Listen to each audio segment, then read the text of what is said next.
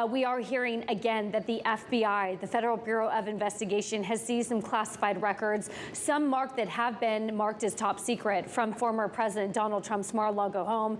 This is now according to a copy of the warrant that was seen by Bloomberg. I want to bring in our very own Mario Parker, who has, I believe, seen a copy of that warrant, desperately working for us here at Bloomberg. Mario, what do you make of some of the documents that you're now learning about? Yeah, some of the documents that we've seen based off of the warrant include various classified and top secret sensitive information as well. There's a copy of the executive clemency grant for Trump ally Roger Stone. There are various photos, information about the president of France, without going into much details. I'm curious a little more about the actual warrant itself and what prosecutors are looking for, especially because there's certain criminal laws that have been identified in the vein of this discussion here. Yeah, it's unclear still exactly what law enforcement was looking for. We can see some of the codes that were used, and we're continuing to decipher that at this point. So that part is still, it still doesn't give much clarity into exactly what they're looking for, but given the reports that we've seen over the last few days about handling of classified and top secret information, we do see that those are noted there on the warrant. Mario, we are now finally getting A, the judge has ordered the release of that search warrant, and B, that search warrant has now been unsealed by the judge. So really, all that we heard from Attorney General Merrick Garland yesterday, saying that Trump had it, he could release it, and then that he was going to go to the judge, and saying it was also now sort of in the public interest to release this as well and unseal this. That looks like that is happening. So again, Trump's search warrant on that Mar-a-Lago home has now been unsealed by the judge after he did, of course, order that search warrant to be unsealed. Is this surprising to you, Mario? It isn't surprising.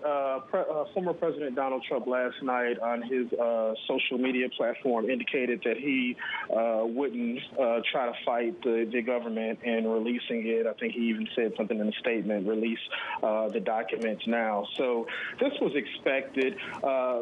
Attorney General Merrick Garland earlier this week took the unusual step of requesting it, given some of the innuendo we've heard in recent days in the spirit of transparency. In the spirit of transparency, I'm taking a look at the unsealed warrant right now. For those who are looking through the unsealed documentation, what are the operative words and statements here, Mario? Just in terms of you're saying some of the pursuant 18. You're saying some of the laws that granted at least the release of the warrant. So folks should be able to kind of dig into that. We're continuing to dig into that at Bloomberg right now at this moment. Mario, is there anything that perhaps will be uncovered here that the government can use to prevent Donald Trump from running for re-election? That's unclear, and that's a great question. It's unclear at this point because that, of course, is the elephant in the room, right? We saw earlier this week that some of former President Trump's closest allies used the search of his home as a reason for him to probably maybe expedite his 2024 White House bid.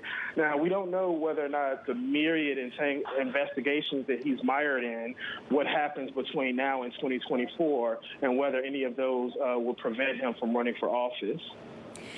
Mario, curious what you make of Politico, for example, reported earlier that Trump is being probed for the potential Espionage Act violation and, again, potential obstruction of justice. Does the unsealing of this warrant change any of that? It gives a little bit more clarity at this point, particularly given that the reports that we heard earlier this week were that they'd asked for the records back. There was some concern about, A, the mishandling of classified information, and B, the request to return them in a timely manner. And from what we understood from various reports, they weren't returned in a timely manner. What comes next, Mario? Can you walk us through kind of the timeline here of what to expect in terms of the documentation that might be found and the way that Trump might react to some of the way that this information comes to light? Well, the former president was able to control some of the narrative, right? On Monday, when there were just rumors of a search at his Mar-a-Lago property, he took the surprising step of essentially releasing a statement confirming that, right? So I think it seems like the president and his team, at least based off of that messaging on Monday, were trying to get ahead of that whatever narrative that could come out of the DOJ investigation. Mario, what do you make of Donald Trump's encouraging, I guess, the immediate release of these documents? Essentially, I think he knew, I think at some point that this could probably come out. So I think the calculation on the part of the former president was to get out ahead of it, get out ahead of that story, and get at least his narrative out there, right? That narrative included various, conspiracy theories, and ranging from unfounded conspiracy theories, I should add, ranging from authorities planting something at Mar-a-Lago to him being essentially a political martyr. Really appreciate your reporting.